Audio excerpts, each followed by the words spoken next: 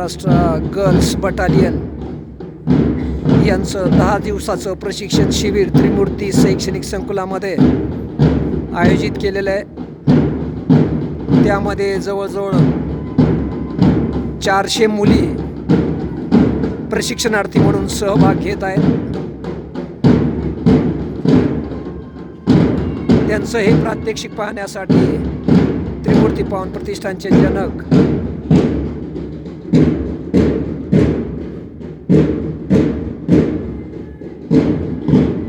सन्माननीय साहेबरावजी घाडगे पाटील स्वतः उपस्थित आहेत, प्रोत्साहन देत आहेत.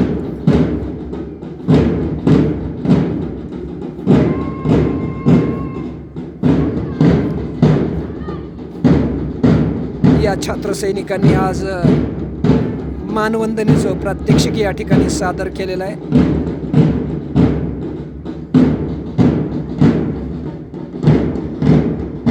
धन्यवाद.